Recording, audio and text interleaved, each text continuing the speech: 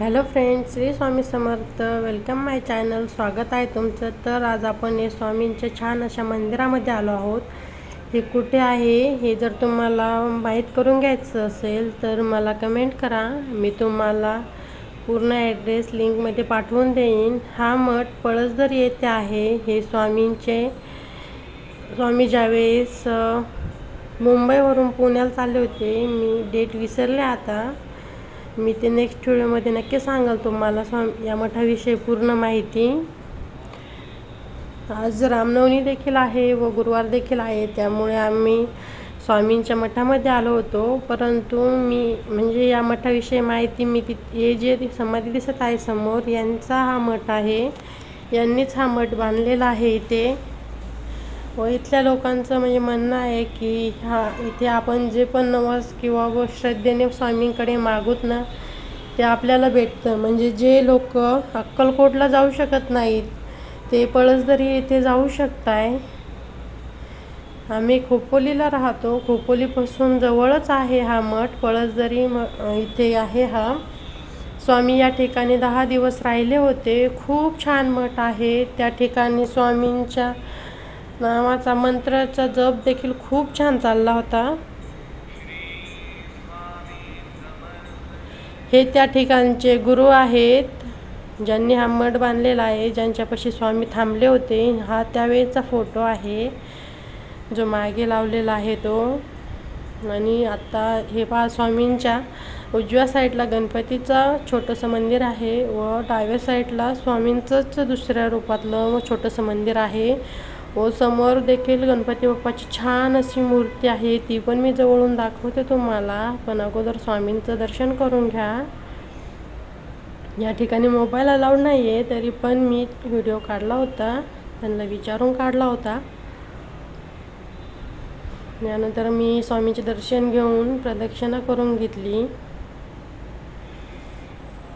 मी मध्ये मध्ये video stop केला होता, कारण माझी बेबी होती सोबत. तिची खूप मस्ती चालली होती. तिला बाहेर कुठं गेलं तर तिला खूप मस्ती सुचते. हे पाठ हे डाव्या साईडला हे स्वामींचं दुसऱ्या रूपातील हे आहे.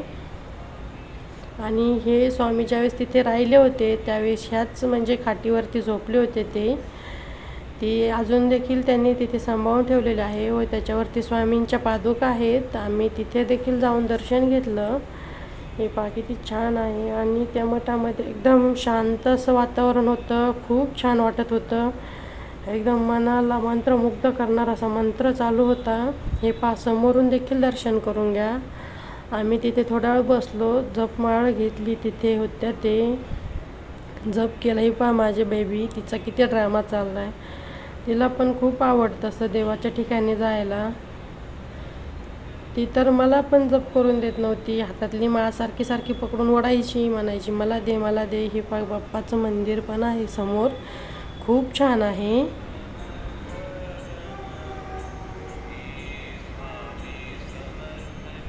हे असा स्वामींचा मंत्र तिथे चालू होता. मी कॉपीराईट येईन म्हणून त्यामुळे जास्त तिथला आवाज रेकॉर्ड करून नाही घेतला.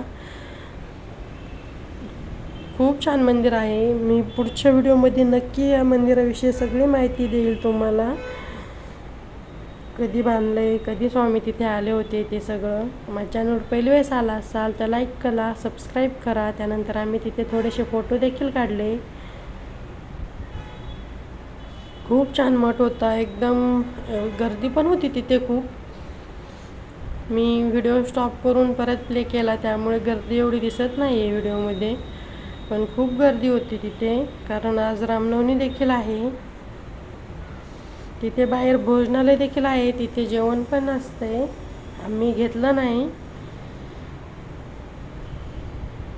हे पहा किती छान मंदिर आहे. स्वामींचं तिथे मुखवटा ते रूप पण खूप छान दिसते स्वामींचं.